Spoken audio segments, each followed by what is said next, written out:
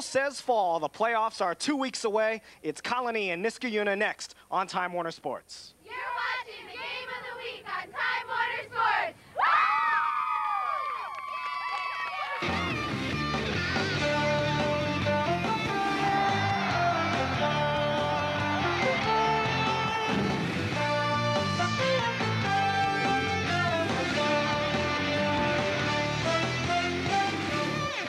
From Niskayuna High School, it's the Time Warner Sports High School Football Game of the Week. Tonight, a critical AA matchup as the Garnet Raiders of Colony visit the Silver Warriors of Niskayuna.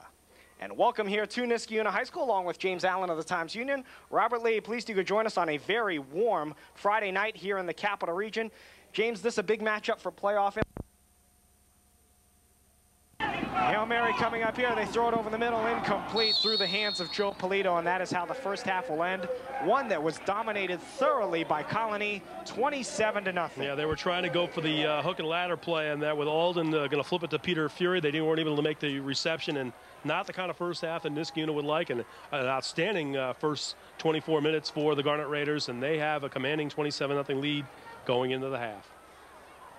2 Polito touchdown runs, a Kara touchdown run, and a June touchdown catch have led to a 27-0 lead for the Garnet Raiders here at Niskayuna in a game both teams really need for the playoffs. As we head down to the sidelines and check in with Marissa. Thanks, guys. I am here with John Fury, the Niskayuna head coach. Coach, you guys are down 27 points, but definitely not out of it. If they can score 27, so can you. Absolutely, and we got the type of offense that we can do it with. We've just got to figure a few things out. They're giving us the inside situation. They're giving you the inside, but I think that's what we got to do is just try to establish the inside, run it inside, see what we can get out of that, and then go from there. And a positive on defense. The pass defense looks very good. You guys are giving Tom Duff a really tough time. Yeah, we got skilled guys out there. Our skilled guys are dynamite, and you know, even the guys inside, they're attacking. They're doing the best they can do, and we're just going to keep going at it. Okay, Coach. Good luck in the second half. Thanks, much. Guys. I'll send it back up to you. Marissa, still plenty of time to establish a running game. Well, there is, and you know, 27 points does sound like a lot, but I remember Colony being down 27-0 a few years back, and they came back on Shenandoah in a playoff game, so it's certainly not out of the realm of possibilities. 3 receivers in the game, out of the shotgun as he has been all game. Peters hands it off up the middle to the 44-yard line. You've got a couple of scores. One that we haven't had a chance to talk about, and it's a huge matchup in Class B. 2 teams ranked in the top 8 in the state, both 5-0 coming tonight. Broad Perth at Cobleskill. Halftime score, the Patriots of Broad Perth lead by a score of 14-7. And we have an update from Bleecker Stadium in the third quarter. McGinn has added another touchdown. They are now up on Glens Falls by a score of 20-6. Handoff up the middle again, out past the 45 to the 46. You heard Coach Fury talk about how they were giving them the middle. Well, they're trying to take the middle right now, and they've got a couple of pickups here that will set them up at the 45-yard line. 3rd down and short for the Silver Warriors.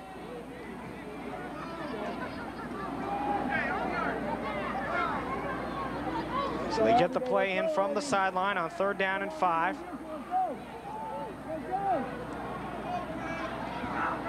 Peters, the junior quarterback, runs it up the middle and runs it for a 1st down across midfield to the 47-yard line. He got behind his center, Gary Chris, who's a 4-year starter for the Silver Warriors, and doing it outside. A 1st down by the junior quarterback for the Silver Warriors.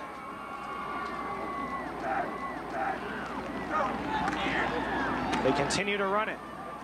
And a nice tackle made on Justin MacShane. He doesn't make that play. Looked like Joe Polito on the tackle. Well, Polito does get the stop, and it was almost busted there. As you'll see, just a straight play up the middle, and he almost breaks it to the outside, and you see the clear real estate. There was nobody there. If Polito doesn't make that tackle, they could have been off to the races. As you see the leading ball carrier for the... Niskayuna looking a little crisper on offense here to start the second half. Colony really crowding the box, 8 men in the box as they hand it off up the middle to MacShane. And he is wrapped up and stopped inside the 25. You see Ryan Alden, nice reception. And he fights full speed forward into Colony territory past the 45 to the 44. And it's interesting that John Fury talked about that at half. He said, Marissa, we got an opportunity to run the football up the middle. Unfortunately, when you're down this many points, you can't really do too many things. They stuck with the running game. It's paid some positive dividends, but they've dug themselves such a deep hole in the first half. You got to think they're going to have to throw the football. This time Peters will keep himself for a 1st down inside the 40 to the 38. It's really been an inability to stop Colony. Colony averaging 8 yards a play. Well, and that's really been the problem.